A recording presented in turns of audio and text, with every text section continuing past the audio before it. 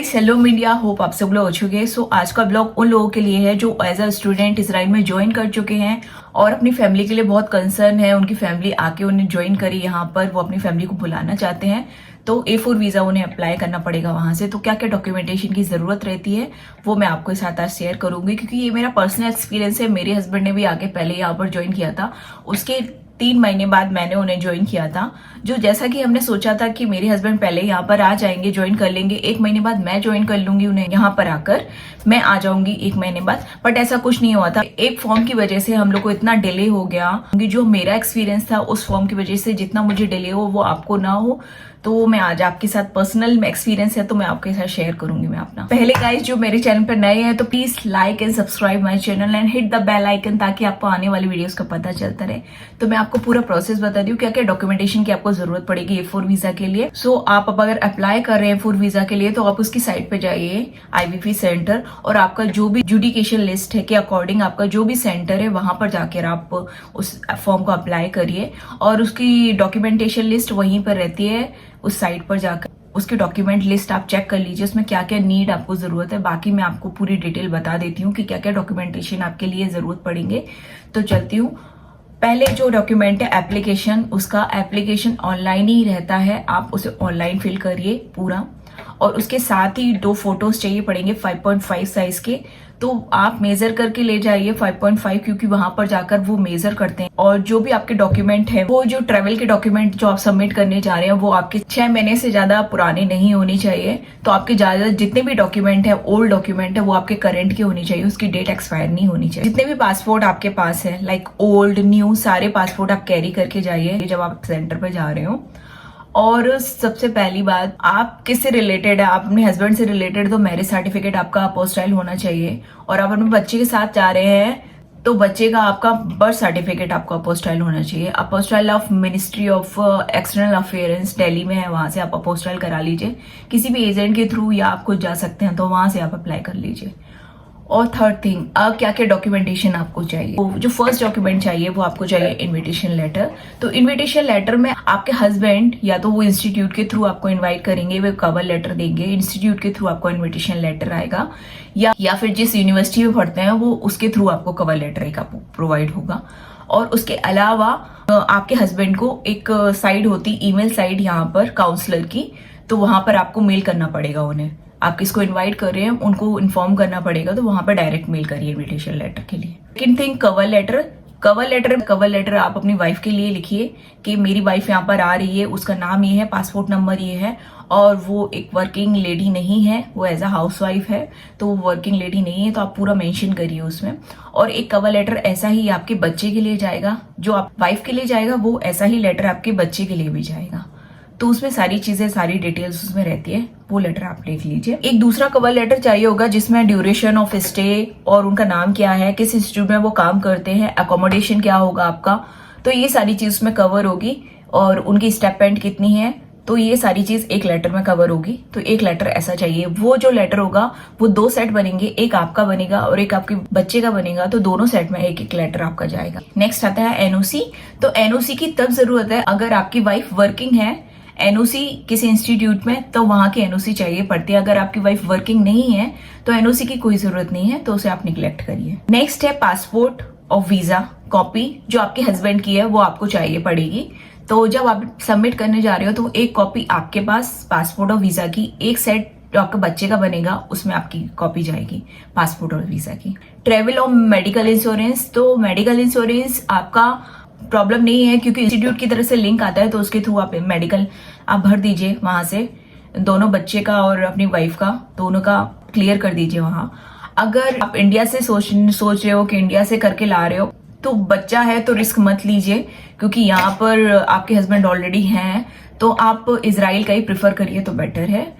और travel insurance की बात है तो आप किसी से भी ले लीजिए, ICICI और रिलायंस इंश्योरेंस। तो मेरा जो था, मैंने रिलायंस का लिया था, तो उनकी हेल्पलाइन नंबर होती है, आप उसकी साइट पर जाइए, कॉल करिए, और विद इन 1 and 2 आवर्स में वो आपको पूरी डिटेल और पूरा इंश्योरेंस आपको दे देंगे।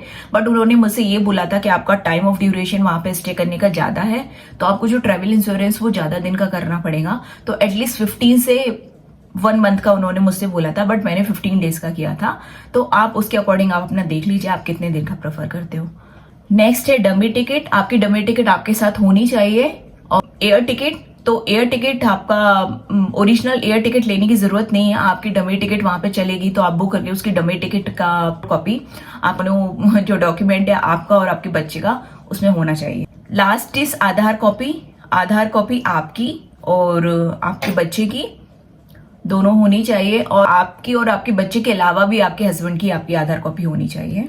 Next is passport. तो पासपोर्ट का फर्स्ट और लास्ट पेज एम्प्टी होना चाहिए, और सारे पासपोर्ट आप कैरी करें वहां पर जाते समय। आपका पुराना पासपोर्ट है तो आप वो भी ले लीजिए, ओल्ड न्यू सारे पासपोर्ट वहां पे वो मांगेंगे, तो आप अपने साथ ही रख कर जाइए। और आपके पासपोर्ट का फर्स्ट और लास्ट पेज, मतलब 2 पेज उसमें ब्लैंक हो, क्योंकि वो स्टैंप के लिए और वीजा स्लिप के लिए वो चाहिए होता है।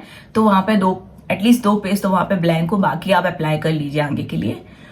और लास्ट थिंग इज दैट कि जो बच्चे के लिए अब जो चाहिए वो ये है कि आपकी तरफ से भी आपके बच्चे के लिए कवर लेटर जाएगा कि मैं एज अ मदर, मेरा ये बच्चा है, मैं इसको साथ अपने ट्रैवल ले जा रही हूँ, तो वो आपकी रिस्पॉन्सिबिलिटी है। तो वो आपकी तरफ से भी कवर लेटर आपके बच्चे के डॉक्यूमेंट में जाएगा। और उसके साथ ही सबसे मेन जो मैं बोल रही हूँ, जिस फॉर्म की वजह से मुझे दिक्कत हुई थी, वो है माइनर कंसेंट फॉर्म। तो माइनर कंसेंट फॉर्म के बिना वो आपको अलाउ नहीं करेंगे, और माइनर कंसेंट फॉर्म की ही वजह से आपको उस सेंटर पे विजिट करना पड़ेगा, क्योंकि आपका बच्चा छोटा होता है तो आपकी प्रेजेंस जरूरी होती है। तो आपको वहां पर जाना ही पड़ेगा, विदाउट आपकी प्रेजेंस के वीजा जो प्रोसेस है वो इनकम्प्लीट है। तो अगर आपका बच्चा बहुत छोटा है तो मैं तो यही सजेस्ट करूंगी कि अगर इजराइल आने से पहले अगर फैमिली का वीजा प्रोसेस आप करवा सकते हैं तो बहुत बेटर है, क्योंकि आप अपनी प्रेजेंस में अगर वीजा प्रोसेस कराओगे तो इट्स बेस्ट। बिकॉज अगर आप अलग अलग रहते हैं, माइनर कंसर्न फॉर्म के केस में अगर आपका बच्चा है, और माइनर कंसर्न फॉर्म ये है कि अगर आप साथ में हैं, माइनर कंसर्न फॉर्म वो आपको देते नहीं है, वो वहीं पर भरवाते हैं आपसे और साइन करवाते हैं, वो अपने पास रख लेते हैं। मेरे पास उसकी एक कॉपी भी नहीं थी कि मैं अपने हस्बैंड को बता सकूं कि ये माइनर कंसर्न फॉर्म में मुझे ऐसा ही कंसर्न फॉर्म आपका वो मिनिस्ट्री ऑफ इंटीरियर इजराइल से, जो एम्बेसी ऑफ इजराइल है, उनको चाहिए था ये माइनर कंसर्न फॉर्म मेरे हस्बैंड की तरफ से। और मेरी तरफ से तो मैंने ऑलरेडी वहां पे जब मैं सेंटर गई थी तो मैंने वहां पे फिल कर दिया था, और वो फॉर्म वो फिल करने के बाद, साइन कराने के बाद अपने पास ही रख लेते हैं, वो आपको देते नहीं है। तो मुझे भी आइडिया नहीं था कि मेरे हस्बैंड को वो फॉर्म कहाँ से पता चले, क्योंकि वो फॉर्म उस साइट पर नहीं है, और मेरे हस्बैंड को भी वो फॉर्म देखने में दिक्कत हुई थी। इसी फॉर्म की वजह से हम लोग काफी लेट हो गए। तो आप जो माइनर कंसेंट फॉर्म है, मैं आपको यही सजेस्ट करूंगी, आप आने वाले हैं तो प्लीज आप वीजा का प्रोसेस है जो वहीं से करा लीजिए, क्योंकि उस टाइम पे क्या रहता है, आप भी वहां पे रहते हैं, आपकी वाइफ भी वहां रहती है, बच्चा भी रहता है, तो आप वो इजीली प्रोसेस हो जाएगा। बट यहाँ आने के बाद जो मेरे हस्बैंड और मेरा जो प्रोसेस था, उसी फॉर्म की वजह से मैं काफी लेट हुई। तो यहाँ पे क्या होता है कि आपकी कम्युनिकेशन प्रॉब्लम थोड़ी बढ़ जाती है। फर्स्ट थिंग इज दैट कि मेरे हस्बैंड यहाँ पर गए ministry of interior Israel visa approval के लिए कि माइनर कंसर्न फॉर्म चाहिए और वीजा अप्रूव चाहिए, बट उन्होंने 3 बार यहाँ पे मिनिस्ट्री ऑफ इंटीरियर इजराइल यहाँ पर जाना पड़ा। तो पहले आप अगर वहां से अप्लाई कर रहे हैं अपने इंस्टीट्यूट से, अगर आप अलग अलग हैं, बच्चे के केस में जैसा मेरा केस था, अगर आप अलग हैं कि हस्बैंड यहाँ पर है और वाइफ इंडिया में है, तो हस्बैंड के केस में ऐसा होता है कि आपको पहले अपॉइंटमेंट लेना पड़ता है मिनिस्ट्री एडमिनिस्ट्रेशन के थ्रू। अपॉइंटमेंट आप लीजिए इंस्टीट्यूट के थ्रू, उस अपॉइंटमेंट में आप वहां पर पहुंचोगे, फिर आप उन्हें अपनी प्रॉब्लम बताइए कि मुझे माइनर कंसर्न फॉर्म यहाँ से वहां पर भेजना है एम्बेसी ऑफ इजराइल इंडिया की। तो आप वो फॉर्म ऑनलाइन देख लीजिए, सर्च कर लीजिए, फिर आप फॉर्म उनको दिखाइए कि ये फॉर्म वहां पे भेजना है, तो आप इसी फॉर्म पे भेजेंगे और आपका वीजा अप्रूवल वहां से क्लियर हो जाएगा। वो पेमेंट लेते हैं तो वहां से वो पेमेंट ले लेंगे। बट केस ये ऐसा था कि हस्बैंड ने जाके सेकंड टाइम उन्होंने अपॉइंटमेंट लेकर फिर से गए, फिर उन्होंने उन्हें समझाया कि मुझे माइनर कंसर्न फॉर्म चाहिए अपने बच्चे के लिए, और वीजा अप्रूवल दोनों ही कराना है अपनी वाइफ और बच्चे का, और फीस भी ले लिया उन्होंने। और माइनर कंसर्न फॉर्म की जगह उन्होंने B2 वीजा का अप्रूवल वहां पे भेज दिया। जब मैंने मिनिस्ट्री ऑफ अफेयर फोन किया वहां पर इजराइल, मैंने काफी बार फोन किया, मैं 2 महीने तक कंटिन्यूसली उन्हें फोन करती रही कि आपको वीजा अप्रूवल मिल गया है, आपको कंसेंट फॉर्म मिल गया है। तो उन्होंने बोला कि उन्होंने कंसेंट फॉर्म की जगह आपका B1 वीजा का अप्रूवल भेज दिया है। तो फिर इजराइल जो एम्बेसी थी उन्होंने ये बोला कि जब हमने V1 वीजा का अप्रूवल भेज दिया है तो आप अपनी वाइफ को पहले V1 वीजा पे बुला लीजिए, फिर उसके बाद यहाँ पे कन्वर्ट करा लेना I4 वीजा पे। बट इंडिया में जो सेंटर था, जब मैं गई वहां पर, मुझे भी दोबारा वहां पे जाना पड़ा।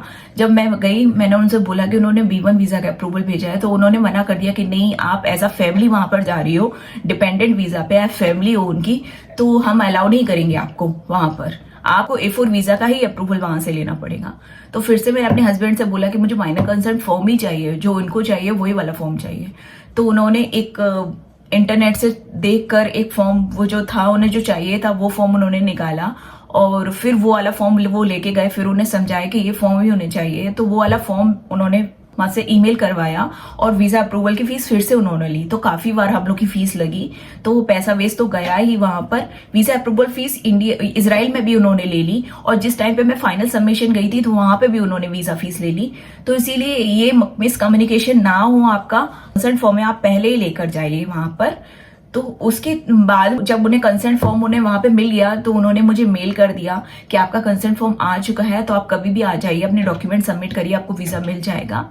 जब वीजा हो रहा था, उसका प्रोसेस हो रहा था, तो मेरा जो एनवलप था वो अलग था और मेरे बच्चे का अलग था, जो डॉक्यूमेंटेशन में वो अलग अलग थे।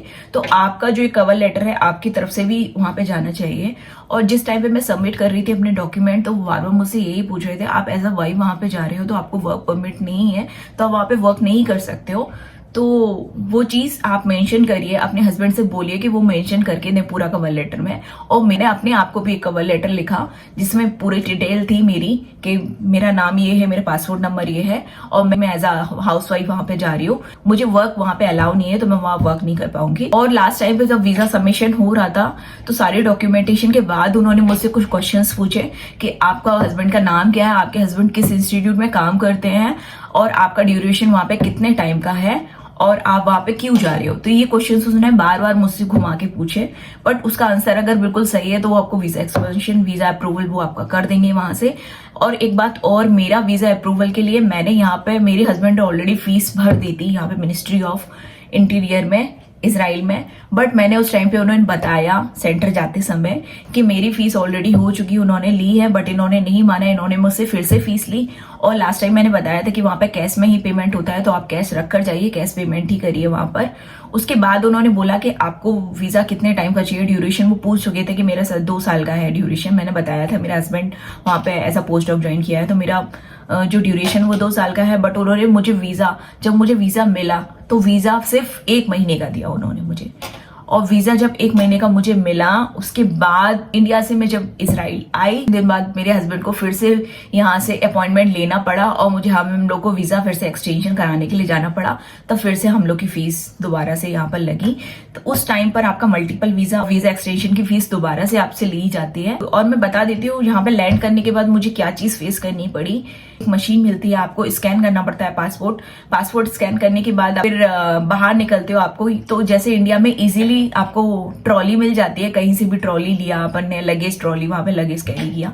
बट यहाँ पे ऐसा नहीं होता है, आपको पैसे पे करके वो ट्रॉली निकालनी पड़ती है। तो आप किसी से रिक्वेस्ट कर लीजिए तो वो ट्रॉली आपको, मे बी वो आपको आपकी हेल्प कर दे, वो ट्रॉली आपको दे दे। इस टाइम पे मैं आई थी, उस दिन यहाँ पे न्यू ईयर था इजराइल का, जो सितंबर से कंटिन्यूअस यहाँ पे काफी सारे फेस्टिवल्स चलते हैं। जैसे अपने इंडिया की तरह नहीं है कि एक दिन का फेस्टिवल हो और बाकी खत्म हो जाए, कोई प्रॉब्लम नहीं है।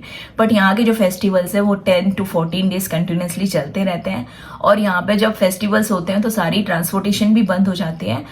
तो उस टाइम के लिए अगर आप यहाँ पर आ रहे हैं तो प्लीज चेक करके आइए कि उस टाइम दौरान आप कोई हॉलीडेज ना हो इजराइल में, नहीं तो आपको बहुत डिफिकल्टी होगी। और जिस दिन फेस्टिवल रहता है उस दिन अगर आप कोई कार या कुछ चीज बुक करवाते हैं तब बहुत प्रॉब्लम होती है। तेल अवीव से इजियो सैदे-बुकर का डिस्टेंस है वो 2 घंटे का है, तो मुझे 2 घंटे लगे वहां से यहाँ तक आने में। मैं 8 बजे लैंड कर गई थी एयरपोर्ट पर, बट एयरपोर्ट से यहाँ तक आने में मुझे 11 बज गया था, नाइट के 11 बज चुके थे। ये था मेरा एक्सपीरियंस। अगर आपको कुछ चीज और पूछनी तो फ्रीली आप मुझे कमेंट करके पूछ सकते हैं, मैं आपकी हेल्प करूंगी। और thanks for watching my video. Bye bye, take care and see you again.